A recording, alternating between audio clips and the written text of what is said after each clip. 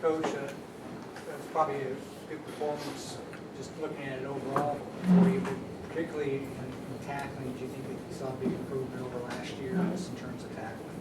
Well, I think we tackled better than a lot of times last year. Of course, we, as a coach, there's never a day where where it's what you want, but you can accept it.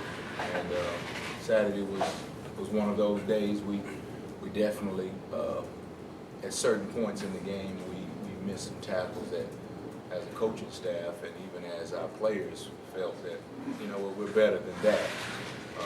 So, like the offense will say, they left some yards on the table, but we'll say that we gave them some yards that we could have definitely had an opportunity to take away had we tackled better. At the end of the first quarter, you had a 17-0 lead. What did that pitching a shutout in the first quarter, what did that do for the confidence of your guys going forward? Well, of course it feels good, but what we continue as a staff to try to get our defensive guys to understand is that one quarter does not make a game. Neither does one series, neither does one half. So the mentality, the attitude that we have to keep pushing, and I think with college kids sometimes it's nearly impossible, because you see games all the time. They'll start one way, but then all of a sudden there's a sudden shift, a sudden turn. So throughout that game, starting with the first quarter when we had a good lead, as a staff, it was continuously pushing to get our guys to understand that it's one play at a time. And the thing you did on the first play and the second play, you have to keep doing them, or they'll gain and the offense will get yards and points on you quickly. You were able to play a lot of guys. Who were some young guys who stepped up? Well, the guys that we talked about and that we thought would play, they ended up playing. Guys like Michaelbatajo, Christian Davis, Nick in his new position. So you kind of got to look at him almost as a young guy. Had the opportunity to play KJ and Rodney, and those guys who been on the team but hadn't had the opportunity to play. And that was refreshing because what we saw in camp from them in terms of explosiveness, in terms of ability to be able to get from point A to point B really quickly, having an understanding on most plays of their assignment and making the calls and checks, it showed true to what we had seen in camp. So it was exciting. Now, I've talked about this before, the fact that when you play with younger guys, there are some plays that it looks like a defense that you didn't draw up, but for the most part, we were not victimized by that, which gives us an opportunity to learn from and not have to pay the price. There's a point, toward the end of the game, I got on the headphones and I told the staff, because North Texas had gone down and scored, and I said, well, you got to look at this series in a different way, is that we got all these young guys. You got Blake Carlisle running around out here. You got Onu, he's running around. He says he didn't get the call. Well, that's what freshmen do. But they did it tonight. They did it in this situation, because they're going to do it, but they did it in this situation, and we can learn from it and hopefully not be, back in that situation again. One of the guys that Coach Morris mentioned was Michaelbatajo, who one of your smallest, if not your smallest, defensive lineman. Was there any hesitation to kick him into the lineup this early rather than maybe letting him grow for a year? Well, one of the things that, as a staff, that we talked about as we talked through the personnel is that once we decided that we're going to pull a trigger on a guy, that we're going down the road with him, and we're going to have to give him as many reps as we can.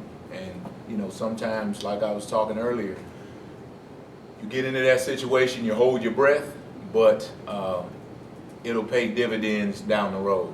So with Batajo being the smallest and not being, as experienced as some of the other guys, he has incredible pop. He's a highly intelligent young man. It's important to him. He plays hard. And, you know, when you can get that in a freshman, sometimes you're going to have to, early on, you're going to have to take some lumps with his inexperience, with him not fully understanding things. But over the course of time, if it's important to him like it is to him, you're going to get a really good player. And I think that's what we're going to get with Michael. Coach, you mentioned those 3 interceptions you guys had, almost a third of what you had last year. What do you think was a kind of a factor in that?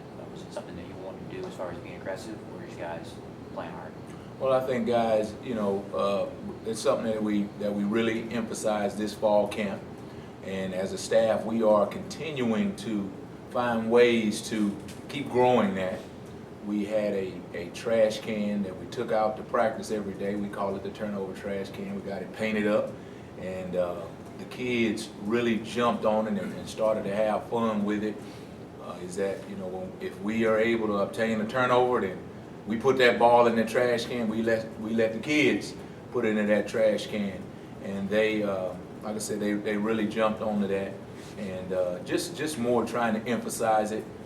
Sometimes, as in last year, sometimes you're busy, you're trying to plug holes, you're doing all kinds of different things, and that's not something that you emphasize. Once it gets rolling and it's not rolling the way you need it to roll, you kind of drop that. You don't emphasize that as much. But as we go on in the fall camp, that's something that as a staff we really committed to, and we talked to our team about it, and you know, they really have bought into it. So I think that's just the effort during the week, during fall camp, is just a payoff. And I think today's young man, today's athlete, when he sees it pay off, then he'll do it more. You know, he'll jump into it even more. So I think that's where we have our kids.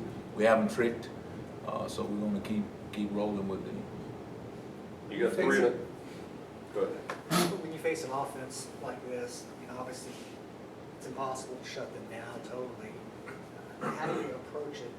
You know, you walk the line between trying to be too conservative, or you just go all out thinking, hey.